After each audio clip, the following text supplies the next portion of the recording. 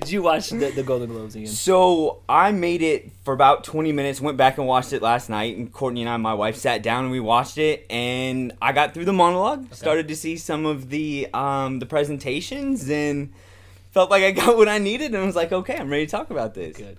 So what was your take? There's a lot of mixed feelings about the host and what he had to say during his monologue. What's his name again? Ricky Gervais. So one of the things that was really interesting to me is the reaction of people. So for those of you who haven't seen it, Ricky Gervais made a particular joke about a license plate, and the camera immediately panned to Tom Hanks and his reaction. And it's going back to meme culture, it's a meme all over the internet. And so what was really interesting to me was, in this time of political correct, this PC culture, is Ricky Gervais really seemed to be trying to push back against that. And the reaction in the crowd at times really seemed to show that he was doing it to some extent. And so the reaction has been really mixed on, what boundaries did he push? Did he go over the line? Right? And so I think it was really interesting to see him try and push back when comedians over the last 2 or 3 years have been really taking strong hits to their careers for jokes that are deemed inappropriate, insensitive. It was really interesting to watch him try and walk that line. Yeah, no, it's interesting because he even references Kevin Hart and how his career was impacted as a result of the Oscars, but that was prior to him ever being on the stage. So neither here nor there, but I go back to one of our colleagues, Dave Verhagen. He talks about the psychology of humor, right? So kind of giving the psychology angle here, and for something to be funny, it has to be a violation, but it has to be somewhat benign as well. So to me, I feel like my sense of humor, I have some pretty dark humor, and I think that's probably a product of the work I do and the clients that I work with.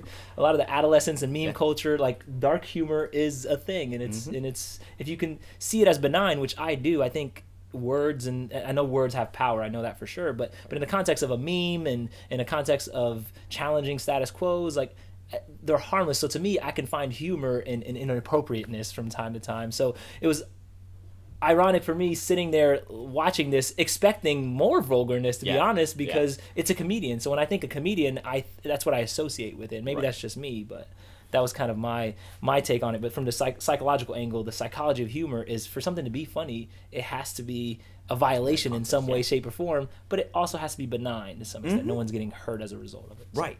And one of the things that's really interesting is this idea of our immediate reaction to jokes, right? We are now more than ever able to react immediately without thinking through, right? That initial response to a joke is almost purely emotional. So it's the first thing that we may not realize that we have a bias towards, or whatever it may be, comes right out, and then not only can we talk about it, but now we can put it in writing, and we can, go after or challenge people in a way that we haven't been able to before.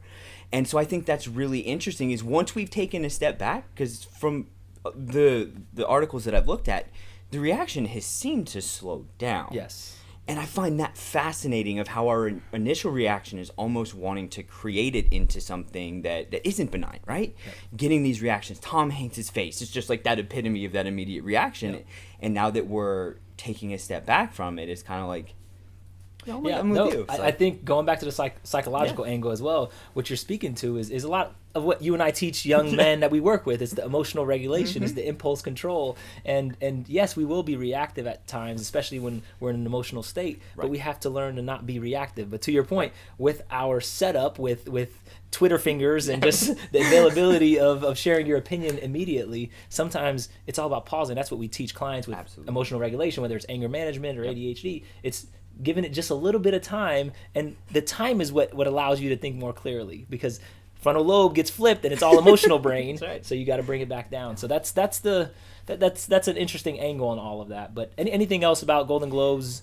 Ricky I enjoyed them. I enjoyed the monologue. I thought it was funny. I particularly enjoyed him ending with, "Come up, say what you need to say." Yes. And then get off the stage. I think that was the most triggering statement from what I read. Is everyone was really upset with that piece, because it's you're trying to muzzle people or whatever it may be. Right. But I also found that interesting, because I felt I didn't see it as general as it was portrayed. I saw him share that right after he talked about Apple, and then used the big corporations and basically challenging them to say, put your money where your mouth is. Like, Right. you guys are not morally and ethical. You guys have sweatshops, and then you want to say, oh, these big, wonderful things about the world and how we need to be a better place. So, neither here nor there. But I those think are it's a my- good point. Yeah.